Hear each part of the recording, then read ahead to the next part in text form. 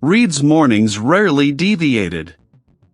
The sharp scent of freshly brewed coffee, the rustle of the financial section of the newspaper, the rhythmic tap of his keyboard at the brokerage firm. His life was a meticulously catalogued ledger, each entry precise, predictable. He found a quiet satisfaction in the order of things, in the logical progression of numbers and the tangible security they represented. His apartment, a minimalist study in muted tones, reflected this same demand for clean lines and absence of clutter. He was 32, unattached, and content with the quiet hum of his predictable existence. Then the letter arrived. Not email, not a phone call, but thick, cream-colored stationery, sealed with a wax impression of a crest he didn't recognize. It bore a postmark from a remote corner of the state, a place he'd never heard of. The solicitor's office, whose name was embossed at the top, was equally unfamiliar. Reid's brow furrowed. He hadn't seen a physical letter that wasn't junk mail in years. He opened it with a letter opener he usually reserved for utility bills. The contents were brief, formal, and utterly bewildering. It spoke of the recent passing of a relative, a distant great-uncle named Silas Blackwood, and Reid's unexpected designation as the sole beneficiary of his estate. The estate, it clarified, consisted primarily of a property, an isolated cabin, deep within a forgotten forest, along with the surrounding acreage. A single line, almost an afterthought, mentioned an underground bunker somewhere on the premises. Reid reread the letter, then again. Silas Blackwood. The name tugged at a phantom memory, a whisper from childhood, perhaps a faded photograph in a family album he hadn't looked at in decades. He remembered a story, vaguely, about a recluse, a relative who had simply vanished from the family narrative. He certainly hadn't exchanged a word with him, or even thought of him, in his entire adult life. The entire situation felt like an elaborate, poorly executed prank. Yet, the letter was undeniably real, the solicitor's contact details verifiable. A determined sigh escaped him. Predictable had just been irrevocably interrupted. The drive took longer than Reid anticipated. Paved roads gave way to cracked asphalt, then to gravel, and finally to a barely discernible track swallowed by an aggressive growth of trees.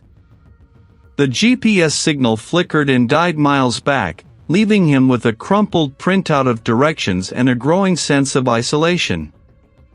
The air grew heavier, cooler, carrying the damp, earthy scent of decaying leaves and wet soil. Sunlight struggled to penetrate the dense canopy overhead, casting the forest floor in perpetual twilight. The trees themselves seemed older here, their trunks gnarled and scarred, their branches interwoven like skeletal fingers. He was looking for a cabin, but the forest seemed to actively resist his intrusion, its silence amplifying the crunch of his tires on the rough track. He felt a prickle of unease, a sensation foreign to his carefully ordered world. It wasn't fear, not yet, but a subtle tightening in his chest, a low thrum of anxiety. He pressed on, his jaw set. He had to see this through, if only to confirm the absurdity of it all. Finally, the trees parted, reluctantly, to reveal a clearing. And there it was. The cabin wasn't merely old, it was ancient, a hunched sentinel of weathered timber and moss-covered shingles. It seemed to sag into the earth, as if the forest had been slowly reclaiming it, piece by agonizing piece. A narrow porch, its planks warped and splintered, stretched across the front, partially hidden by overgrown brambles. No smoke curled from the stone chimney. No lights glimmered within. It was utterly, profoundly deserted. Reid killed the engine of his sedan. The sudden silence was profound, broken only by the distant caw of a crow and the persistent buzz of unseen insects. He sat there for a long moment, the steering wheel cool beneath his palms, simply staring. He had expected a dilapidated shack, perhaps, or a charmingly rustic retreat. This was neither. This place radiated a palpable sense of neglect, yes, but also something else, something heavier. A profound stillness that felt less like peace and more like a held breath. He could almost taste the dust and decay, the dampness of ages clinging to the wood. Stepping out of the car, Reid's boots sank slightly into the soft, damp earth. He scanned the perimeter, his gaze sweeping over the dense tree line, searching for any sign of another living soul, another structure. He saw none. Just trees, the cabin, and the encroaching shadow of dusk. He noticed a subtle dip in the ground, perhaps 50 yards from the cabin's rear, partially obscured by a tangle of thorny bushes. Pushing aside the branches, he saw it, a heavy, rusted metal hatch, almost flush with the earth, secured by a padlock that looked as old as the cabin itself. The underground bunker. It sat there, a sealed maw in the earth, hinting at depths unknown, secrets buried. A shiver traced its way down Reid's spine, unrelated to the cooling air. The cabin loomed, a silent, watchful presence, and as the last rays of sunlight bled from the sky, Reid felt a creeping certainty that his orderly life had not just been interrupted, but irrevocably fractured. Reid's mornings, once dictated by the precise tick of a digital clock and the distant city hum, now unfolded to the slow creak of ancient timbers settling and the low sigh of the wind through the pines. He had tried, in the initial days, to impose his old routines on the cabin. His laptop sat closed on a rough-hewn table, a silent testament to a life already receding. He was determined to make this place his own, to understand the legacy that had so abruptly landed in his lap. He spent hours simply walking the perimeter of the property, pushing back encroaching undergrowth, clearing fallen branches. The air here was heavy with the smell of damp earth and pine needles, a primal perfume that clung to his clothes. The cabin itself was a maze of dusty rooms, each holding a faint, musty odor, a blend of forgotten spices and aged wood. He tried to ignore the subtle chill that seemed to permeate the floorboards, even on warmer days. The first whispers of unease were easy to dismiss. A floorboard groaning in the dead of night, distinct from his own movements. He told himself it was the house, old and full of character, adjusting to a new occupant. Then came the objects. A heavy, leather-bound book on the mantelpiece, one he distinctly remembered placing on a high shelf in the study, was now resting open on a different page, its spine cracked. He stared at it, a prickle of annoyance overriding any nascent fear. He must have forgotten, he decided, or perhaps he'd moved it himself while distracted. Later, a small, intricate carving of a bird, which he'd tucked away in a drawer, appeared on his bedside table. Its wooden eyes seemed to stare blankly at the ceiling. He picked it up, feeling the cool, smooth wood against his palm, and returned it to the drawer with a firmer push. This time, a faint tremor ran through his hand. The sounds began to escalate subtly. Not loud, not aggressive, but persistent. A soft, rhythmic scratching that seemed to emanate from within the walls of the master bedroom, like tiny claws seeking purchase. He pressed his ear against the aged plaster, listening intently, but the moment he focused, it ceased. Only to resume minutes later, a phantom percussion in the quiet. He spent a sleepless night, convinced it was mice, though he'd seen no droppings, no other signs of infestation. The cabin was too well sealed, too undisturbed. One afternoon, while clearing out a small, neglected shed behind the cabin, he noticed a section of the dirt floor that felt unnaturally firm. Curious, he prodded it with the edge of a shovel.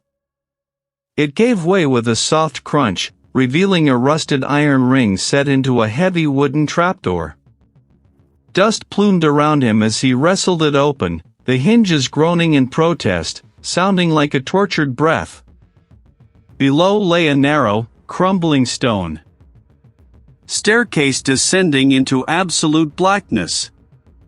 He retrieved a powerful lantern from the shed, its beam cutting a stark path through the gloom. The steps were uneven, slick with condensation, leading down into an underground bunker. It was a single, low-ceiling chamber, perhaps 20 feet by 20, its rough-hewn stone walls sweating moisture. In the center stood a crude, heavy wooden table, scarred and pitted, as if by generations of use. His breath hitched.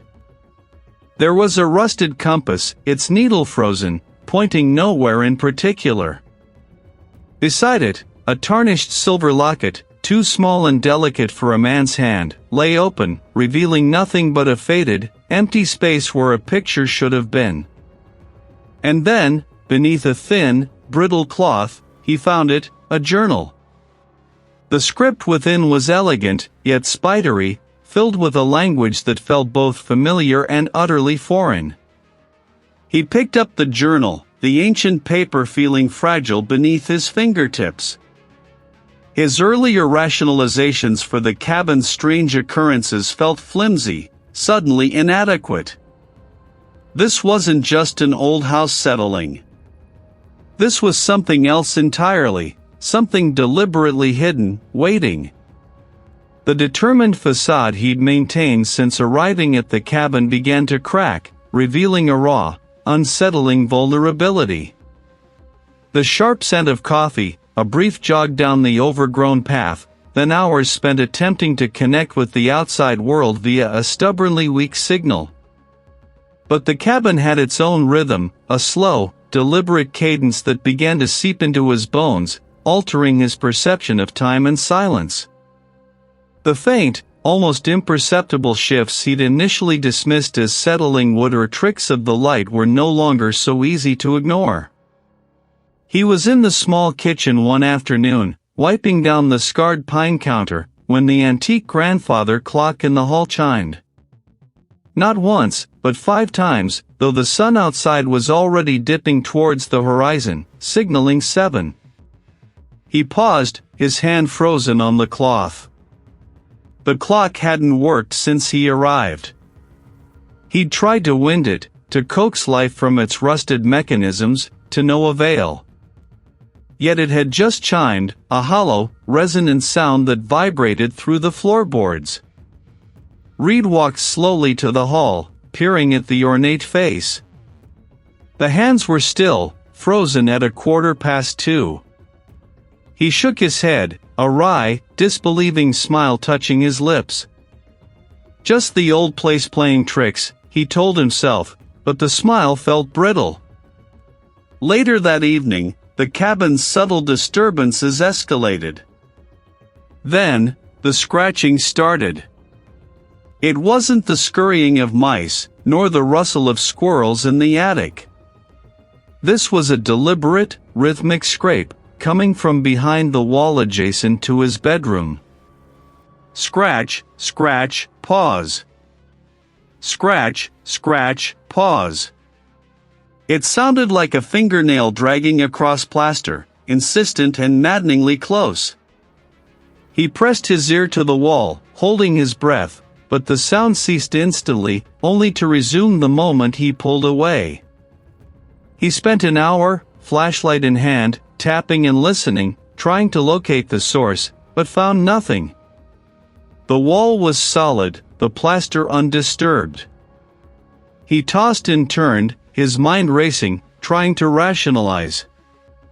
Old house. Animals. Settling. He wasn't just hearing things, he was feeling them. A weight on the foot of the bed that wasn't there when he looked. He woke abruptly to the sensation of being watched. His breath caught in his throat. He could feel it, an intense, focused presence at the foot of his bed, just beyond the reach of his sight. He lay absolutely still, every muscle tensed, his heart a frantic drum against his ribs. He wanted to scream, to leap out of bed, but a paralyzing fear rooted him to the spot. He squeezed his eyes shut, willing whatever it was to disappear. He couldn't deny it any longer. The cabin wasn't just old, it was active. Something was here, and it was making its presence known. He wasn't looking for a rational explanation anymore. He was looking for answers, for any clue about the distant relative who had owned this place, about the history of the land itself. He started in the dusty study, a room he'd mostly avoided. He went through every drawer, every shelf, every forgotten box. He found ledgers filled with indecipherable script, old deeds with crumbling edges, and a stack of yellowed photographs depicting stern-faced ancestors he didn't recognize. Under a loose floorboard beneath the relative's heavy oak desk, he discovered a small, leather-bound journal. The pages were brittle, the ink faded, but the script was legible. It wasn't a diary of daily life, but a collection of observations, cryptic notes, and a series of rough, almost childlike drawings. One sketch, in particular, caught his eye, a crude map of the cabin's immediate surroundings, with a prominent X marked deep in the woods to the north, accompanied by a symbol that looked like a square with a small, angled line leading into it. Below it, scrawled in a shaky hand, were 2 words of the keep. Reid spent hours poring over the map, comparing it to the actual landscape he'd explored. The X seemed to indicate a spot perhaps a quarter-mile from the cabin, in a dense thicket he hadn't yet ventured into. The journal contained further disturbing entries, references to the binding, the annual due, and repeated mentions of the Earth's hunger. His relatives' later entries grew increasingly frantic, filled with warnings about the thinning veil and the ancient pact. Driven by a desperate need for clarity, Reid grabbed his compass and the journal. He followed the crude map, pushing through thorny brambles and dense undergrowth, the air growing heavy and still around him. The forest seemed to swallow sound, leaving only the crunch of his own boots on fallen leaves. After nearly an hour, he found it, a mound of earth covered in moss and deadfall, barely distinguishable from the surrounding terrain. It took him a moment to realize the square symbol from the map wasn't just a square, it was an entrance. A thick, padlock-sized ring was fused to the surface, and next to it, a small, barely visible inscription, "The Keep." He tugged at the ring. It resisted, groaning with age, but eventually gave way with a metallic shriek that echoed unnaturally in the silent woods. This was no ordinary storage shed. This was an underground bunker, sealed and forgotten, and clearly of profound significance to his family. Every instinct screamed at him to turn back, to leave this place undisturbed. But the cabin, his relative's cryptic journal, and the escalating phenomena had left him no choice. The light revealed walls of rough-hewn stone, dripping with moisture, and shelves lined with more journals, strange artifacts wrapped in decaying cloth, and a single, ornate wooden box. As he reached the bottom, the beam fell upon a large, discolored parchment tacked to the far wall. It was a formal document, a covenant, bearing the names of his ancestors and describing in stark detail the terms of a generational agreement. A pact made with the silent watcher of this ancient soil to ensure prosperity and protection, in exchange for an unspecified, cyclical tribute. The final line, scrawled in his relative's desperate hand, read, "It is time. The cycle demands."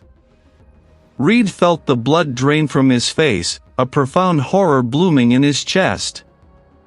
He was not just an inheritor of property, he was an inheritor of a terrible, binding legacy. The forest pressed in, a suffocating green wall that swallowed the last whispers of the wind. Reid pushed through a particularly aggressive thicket of thorny bushes, their barbs snagging his jacket, the faint scratches on his forearms a minor sting compared to the prickle of unease that had settled deep in his gut. The compass needle, a jittery companion, spun wildly, then locked onto a point directly ahead, vibrating with a frantic energy that mirrored the tremor in Reid's own hand. The crude map in the journal, a series of hasty lines and cryptic symbols, indicated a landmark. He scanned the dense undergrowth, his eyes straining in the perpetual twilight beneath the canopy. Then he saw it, a cluster of ancient, gnarled oaks, their roots like grasping claws, forming a natural archway. Beyond them, half hidden by a cascade of ivy and moss, was a subtle depression in the earth. He knelt, scraping away layers of leaves and soil, his fingers brushing against something cold and unyielding. He yanked at the embedded handle, grunting with effort. The metal groaned, a sound like a dying beast, and then with a final, protesting shriek, the hatch lifted, revealing a gaping black maw. The stench that billowed out was a punch to the face, mildew, stagnant water, and that same metallic tang, now stronger, sickly sweet. Hesitantly, Reid began his descent. He felt the weight of the earth above him, a crushing blanket of soil and rock. Finally, his boots hit solid ground, a floor of packed earth. He shone the light around the small, circular chamber. This was no ordinary cellar. The walls were lined with rough wooden shelves, some collapsed, others sagging under the weight of their contents. Dust motes danced in the light, thick as fog. He saw stacks of brittle, yellowed papers, rusted tools he couldn't identify, and an assortment of clay jars, their contents long since dried to powder. But it was the far side of the bunker that drew his gaze. This one was bound with tarnished brass clasps, and its cover bore a symbol he recognized from the cabin, a twisted, thorny vine encircling an open eye. He fumbled with the clasps, which sprang open with a soft click. The pages within were thick, parchment-like, covered in precise, elegant script, far more legible than the hurried scrawl in his relative's journal. This was a record, a chronicle, spanning generations. He began to read, his flashlight beam fixed on the ancient script. The entries were dated, some going back centuries, detailing the lives of his ancestors, their struggles, their connection to the land. But then the tone shifted. The language grew more guarded, the descriptions more veiled. He saw references to the bargain, the ancient claim, and the tithe. His breath hitched in his throat. It detailed a particularly harsh winter, a blight on the crops, and a mysterious illness sweeping through the settlement.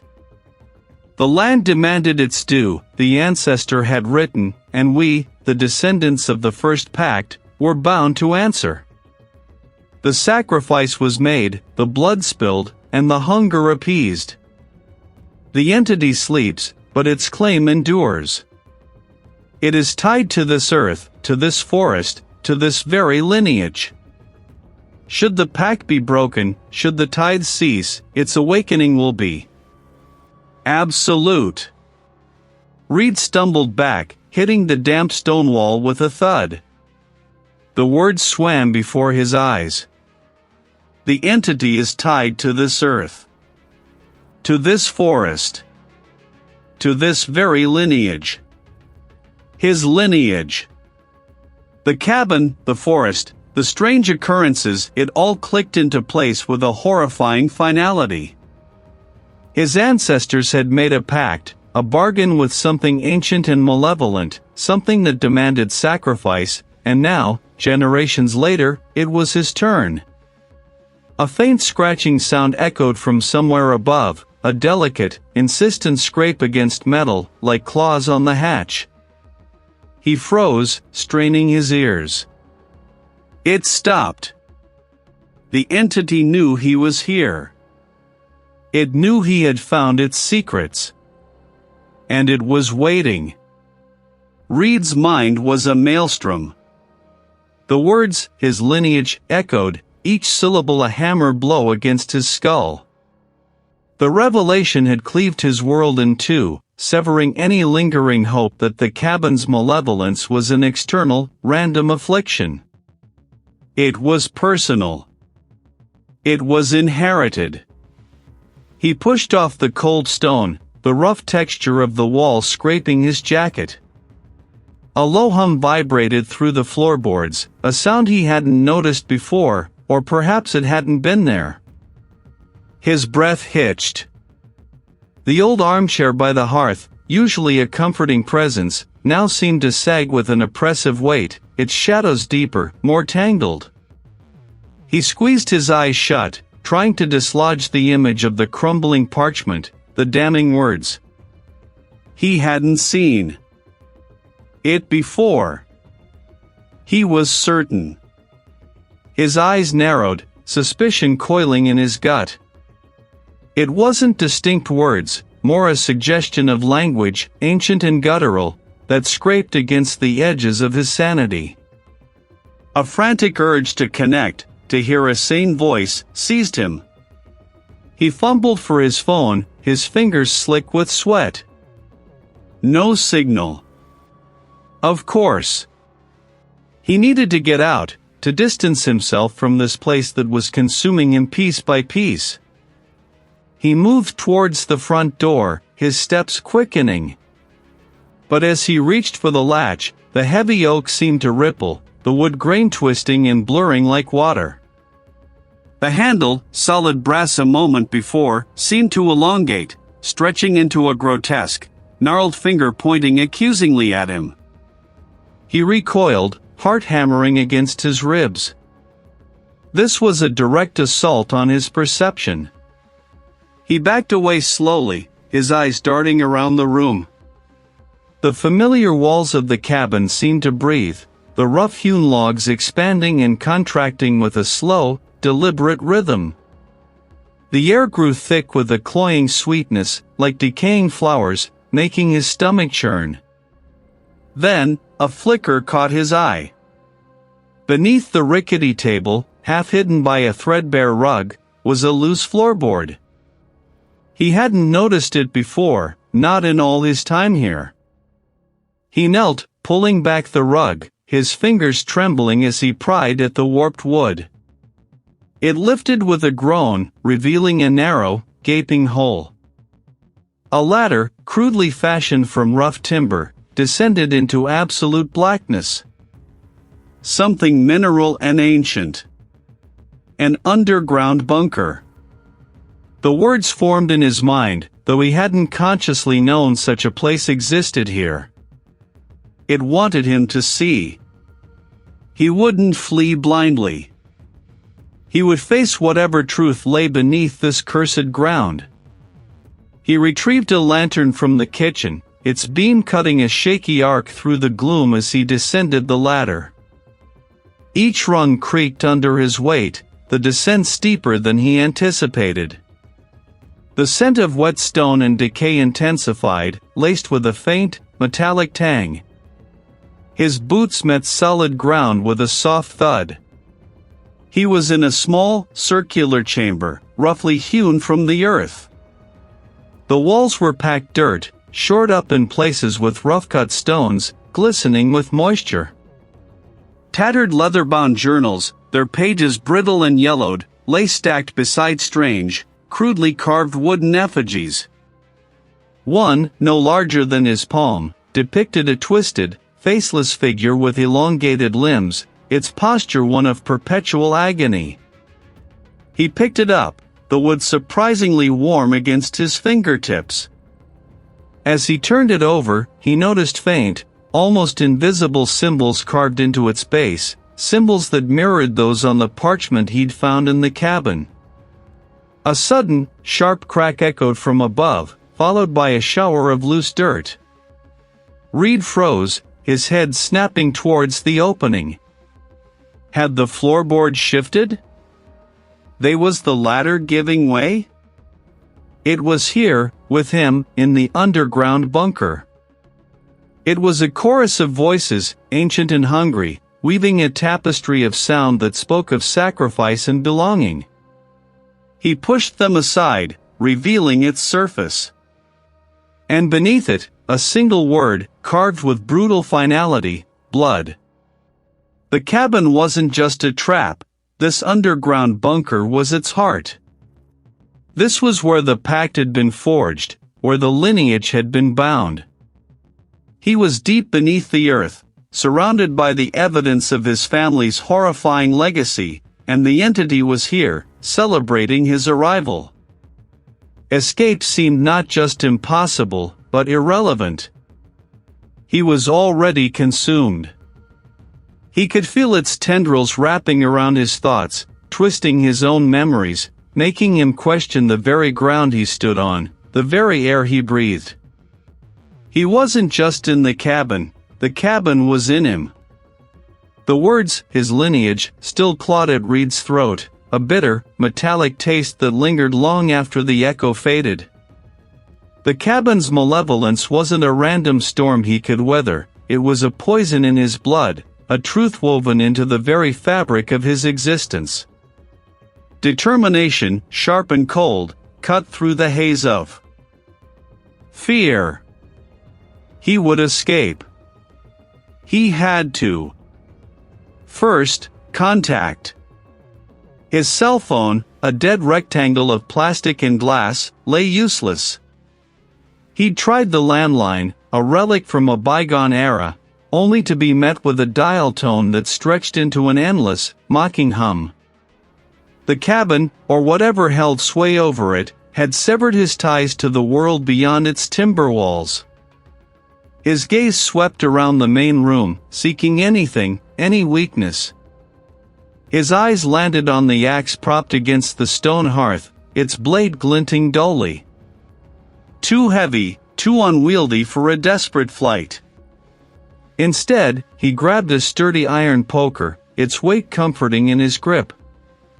He snatched a small backpack, stuffing it with a few energy bars, a water bottle, and the flashlight he'd been using. He would walk. He would run. He would find a path, any path, that led away from this cursed place. The trees loomed, their branches gnarled fingers reaching for a sky already bruised with twilight. He remembered the general direction of the nearest gravel road, a good 5 miles through the dense wilderness. He struck out, pushing through thorny undergrowth, the poker held ready. Every snap of a twig, every rustle of leaves, sent a jolt of ice through his veins. He walked for what felt like hours, his lungs burning, his legs aching. The forest floor grew treacherous, roots like grasping claws, mud sucking at his boots. Familiar landmarks, a strangely twisted oak, a cluster of moss-covered boulders, reappeared with alarming frequency. He was circling.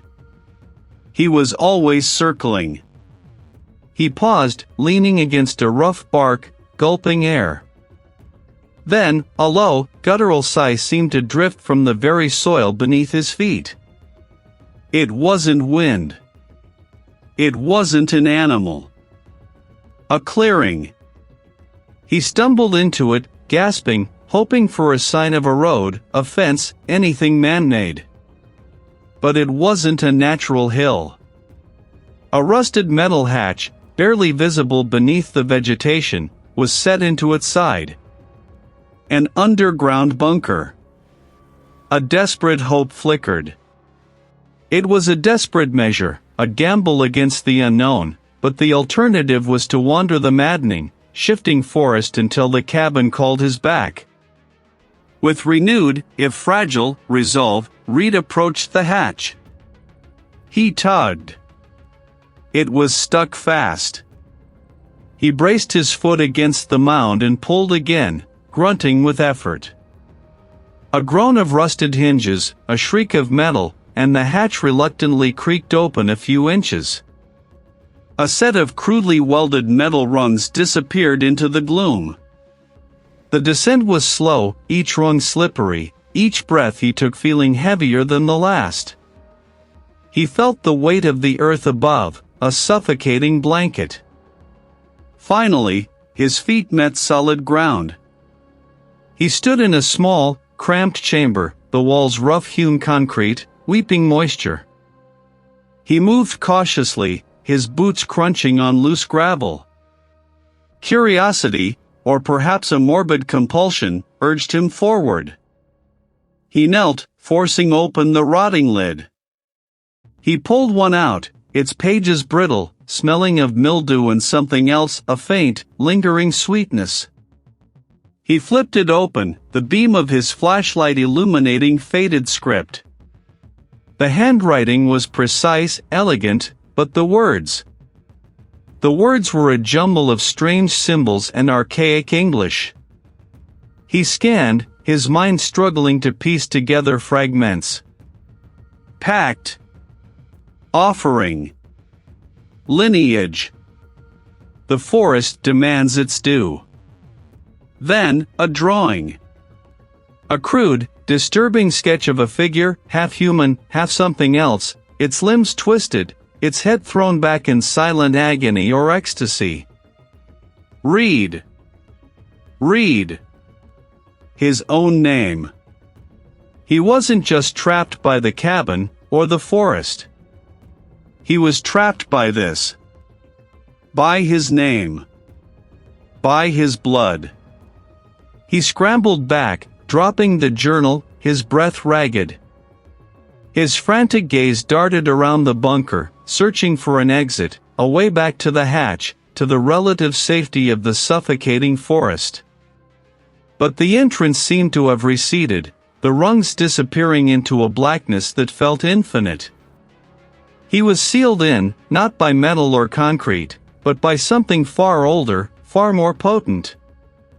The realization slammed into him with the force of a physical blow. There was no escape. Not here. Not ever. The desperate measures had only led him deeper into the maw. His sanity, a fragile thread, stretched taut, threatening to snap. His own name. Scrawled in a journal that predated his birth by generations, found in an underground bunker hidden in a forest that refused to let him leave. The air in the underground bunker grew impossibly cold, the whispers intensifying, swirling around him, caressing his ears, filling his mind. He wasn't just observing a haunting, he was implicated. He was next. Reid's breath hitched, a thin, frosty cloud in the frigid air. The script, an elegant, looping hand, belonged to an ancestor he'd never known, a ghost reaching out from a century past. Determination, cold and sharp, cut through the rising tide of panic. He forced his eyes back to the page, past his own name, to the entries that followed. The ancestor had written of the sleeper, an entity older than the stones themselves, disturbed by the very foundations of the cabin. It was a force tied to the land, an ancient, primal hunger stirred from its slumber beneath the sacred ground. The cabin hadn't just been built on a burial ground, it had been built into something, awakening it. The Pact. Reid read on, his fingers stiffening around the journal's spine. Generations ago, an ancestor, desperate to save his family from the escalating horrors the entity wrought, had made a bargain. Not just land, but a tithe of life, a caretaker from each generation, chosen from the bloodline. They were not merely guardians, they were intended as vessels, conduits. Each caretaker was meant to sustain the entity, to feed its slow, inexorable return, until they themselves were consumed, their essence folded into its own. The names scrawled before his own were not just a list of his lineage, they were a tally of sacrifices. She hadn't simply vanished, he had been offered. It was not a voice, but a chorus of dissonant frequencies, like splintering bone and rustling leaves, all focused on him. A pressure built behind his eyes, a phantom weight on his chest. He felt an urge to drop the journal, to flee, but his feet were rooted to the damp earth. He had to know the full horror. The journal described the entity not as a malevolent spirit, but as an ancient, sentient hunger, a foundational aspect of the land itself, warped and intensified by generations of human fear and sacrifice. It didn't seek to destroy, it sought to absorb. To consume. To become whole again by devouring the living essence of the bloodline that had disturbed it. The final caretaker was meant to be the catalyst, the ultimate meal that would allow the entity to fully manifest, to break free from its ancient slumber and reclaim its dominion over the forest, twisting reality to its own alien design. Reid was that catalyst. His name was the last entry because his essence, his very being, was the final piece of the puzzle. A sudden, sharp crack echoed through the underground bunker. Reid flinched, his head snapping up. Then, a distinct, icy touch brushed against his cheek, not a draft, but a deliberate, glacial caress that made him gasp. He was not just aware of the entity, he felt its presence like a physical weight, pressing down on him, trying to seep into his mind, to infiltrate his thoughts. He could almost feel tendrils of it reaching for him, ancient and patient, a vast, formless consciousness stirring to life, drawn by the final, ripe fruit of his bloodline. It wasn't just claiming the cabin, it was claiming him. The journal slipped slightly in his trembling hands, its pages rustling. He stared at his name again, then at the final, almost illegible lines of the ancestor's entry. There is no escape, it read, only surrender, or a final, desperate act to sever the ties that bind. Sever the ties. The words resonated, a faint spark of defiance in the face of overwhelming despair. He understood the horror now. He understood its ancient origins, its demands, the lineage of sacrifice.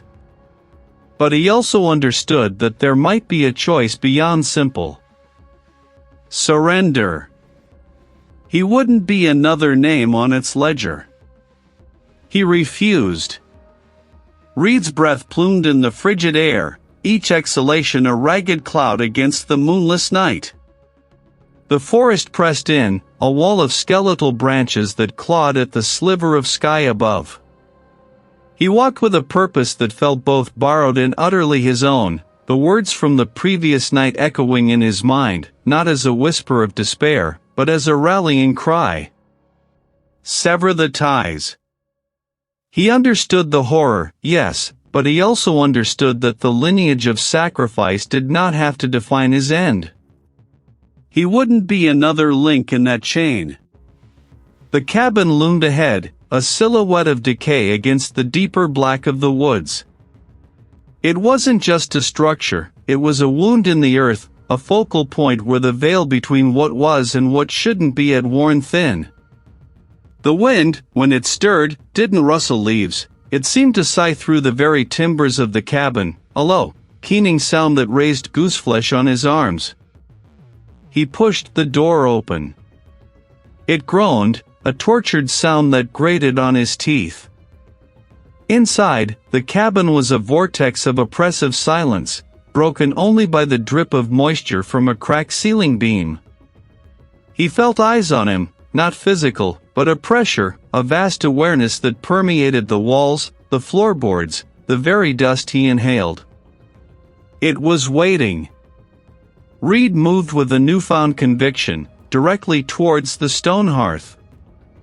He remembered the faint seam, the subtle discoloration in the mortar. His fingers, trembling slightly despite his resolve, traced the outline. This was it. The true heart of the horror.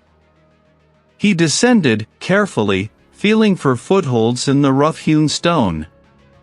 The shaft was tight, claustrophobic, pressing in on all sides. Each step took him deeper into the earth, deeper into the entity's domain. The descent felt endless, a journey into the earth's gullet, until his feet finally met a flat, damp floor. In the center, a crude stone altar stood, stained with what looked like ancient, dried effluvia. Around it, etched into the rock floor, were intricate, disturbing symbols that pulsed with a faint, malevolent glow. They were not merely carvings, they were conduits, lines of power. And then he saw it. On the altar, half buried beneath a layer of dust and grime, lay a desiccated ledger, its leather cover cracked and brittle. Inside, the script was faded, but clear enough to read. It wasn't merely a record of sacrifices, it was the original pact, written in blood ink, detailing the terms. A continuous cycle of offering, a constant siphoning of life and will to sustain the entity's presence. But what truly froze him was the final entry, scratched in a frantic hand. The only way to sever the tie is to offer what it truly craves, not life, but the very essence of its dominion. Its name, spoken with intent, unravels its hold. A guttural growl vibrated through the bunker, rattling his teeth. It was pure, unadulterated hunger, ancient and vast. It was the entity, fully manifested, its power roaring around him. Mine. All mine. You are nothing. Reid staggered back, clutching the ledger. His heart hammered against his ribs, a frantic bird trapped in a cage. But then he looked at the ledger again, at the frantic scrawl, and a desperate surge of defiance ignited within him. He wasn't just fighting for himself, he was fighting for every soul consumed by this horror, for every relative sacrificed. The sound was alien, a guttural rasp that seemed to tear at the fabric of the bunker itself. The entity shrieked, a sound that ripped through his ears, threatening to shatter his eardrums. The very rock walls of the underground bunker groaned, dust and small stones raining down. Reid gasped, his vision blurring, but he held his ground, repeating the name, infusing each syllable with every ounce of his will, every memory of the suffering, every spark of his defiance. This was his stand. This was his sacrifice. The world coalesced around Reid in fractured fragments of pain and cold. He was no longer in the cabin, the memory of the struggle a violent, churning void in his mind. A dull throb pulsed behind his eyes, a relentless metronome marking his return to consciousness. His body screamed, a cacophony of aches and stiffness, as if every joint had been wrenched from its socket. He tasted dust and something metallic, a faint tang of rust and old blood on his tongue. No sliver of moonlight, no faint glow from the dying embers of the hearth. He pushed himself up, his muscles protesting with a low groan, and his hand scraped against rough, damp concrete. The air here was heavy, thick with the scent of wet earth, mildew, and something else, something ancient and stagnant, like forgotten grief. He fumbled for the small flashlight he usually kept clipped to his belt, his fingers clumsy and numb. A small, desperate click, and a weak beam pierced the gloom, revealing the stark reality of his new prison. The walls were rough-hewn concrete, stained with age and moisture, streaked with what looked like mineral deposits. The ceiling, low and uneven, dripped with a slow, rhythmic patter that echoed eerily in the confined space. The floor beneath him was a mosaic of cracked slabs, slick with a thin layer of grime.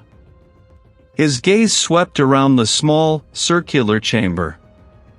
There were no windows, no visible doors, only the curving concrete wall. How had he gotten here? The last thing he remembered was the ledger, the frantic scrawl, and the surge of defiance.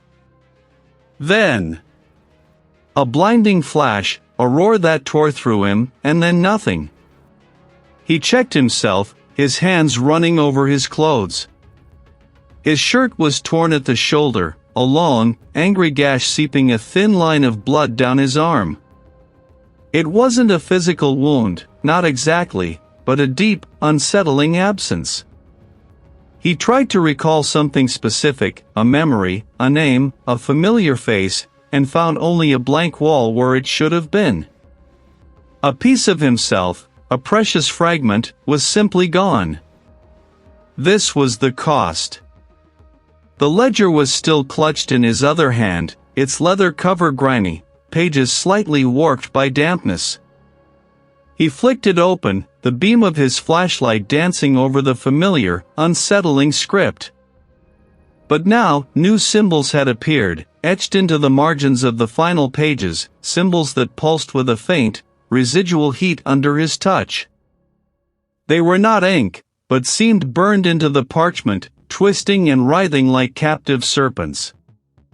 As he traced one of the symbols, the concrete wall directly opposite him began to shimmer. It wasn't an optical illusion. The rough surface seemed to ripple, like water disturbed by an unseen current. A low, guttural hum vibrated through the floor, rising in pitch until it pressed against his eardrums.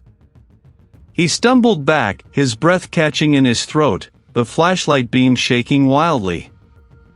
This wasn't just a bunker, it was a gateway. He pushed his fear down, forcing his legs to move, driven by a desperate need to understand.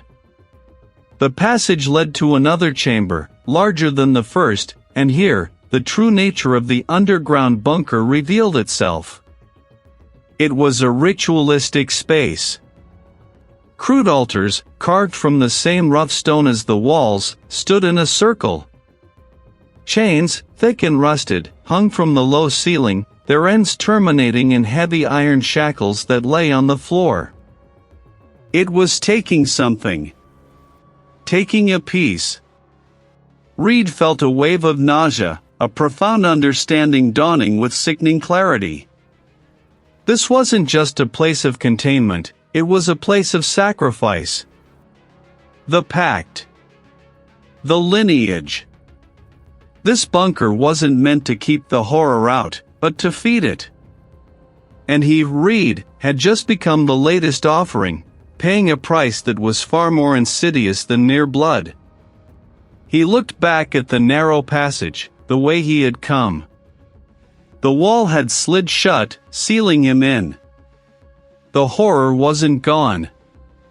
It was merely dormant, digesting, and he was trapped in its larder, a living monument to a generations-old debt.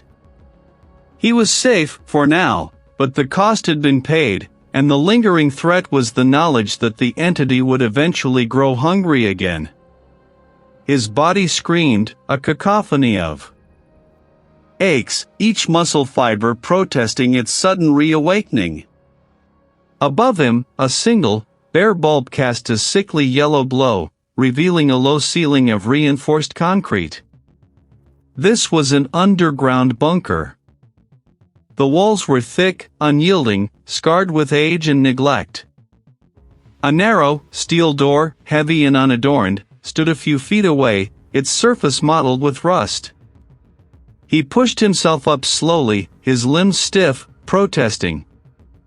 The last coherent memory was of the cabin, the pulsating core of the entity, the desperate, guttural screams that had been his own. He remembered a final, agonizing pull, a sensation of being stretched thin, like a membrane about to tear. He ran a hand over his face, stubble scratched his palm, and his cheek felt bruised, swollen. His fingers trembled. He was alone. The silence was absolute, save for the faint drip of water somewhere in the bunker's unseen depths, a monotonous rhythm that only amplified the isolation. It was unlocked. Why here? How had he arrived? The questions swirled, unanswerable, leaving a bitter taste in his mouth. Beyond the door lay a short, dark corridor, leading to a flight of concrete stairs. Each step upward was a struggle, his legs burning, his breath ragged. The air grew fresher with every ascent, carrying the scent of pine needles and damp earth, the forest. When he finally pushed open a heavy hatch at the top, blinking against the muted daylight, he found himself amidst a dense thicket of undergrowth, a small, camouflaged entrance to the bunker hidden from casual view. He emerged, squinting, disoriented, into the familiar, yet now alien, woods. The cabin wasn't visible from this spot, but he knew its general direction. A primal urge to flee, to put as much distance as possible between himself and that place, surged through him. He walked, or rather, limped, through the forest for what felt like hours, guided by instinct, away from the cabin, away from the memories that clung to him like burrs. He didn't know if the entity was vanquished, if the pact was truly broken, or if he had merely been ejected, deemed no longer useful. Days blurred into a haze of exhaustion and gnawing hunger. He found an old, forgotten logging road, then eventually, a paved one. He didn't know how he looked, but the wary glances from the occasional passing driver confirmed his disheveled, wild appearance. He reached a small town, a place he barely recognized from the map he'd seen weeks ago. He bought food, water, and fresh clothes with the last of the cash he had inexplicably found in his pocket. The new clothes felt alien, a thin disguise over the profound alteration within. He never went back to the cabin. He couldn't. No one dared venture close. It was as if the forest itself had decided to reclaim the land around it, a natural barrier against an unnatural presence. Reid found work, menial tasks that required little thought, just physical labor. He kept to himself, the solitude a balm, but also a constant reminder of what he'd endured. The entity, or whatever force it represented, had imprinted itself upon him. The cabin remained, a festering wound in the heart of the forest, a monument to a lineage of sacrifice. And Reid, though physically free, carried a piece of it within him. He was a survivor, yes, but also a vessel, a living testament to a horror that transcended time, an unsettling echo of a pact never truly broken. He had left the cabin, but the cabin, in a way, had never truly left him.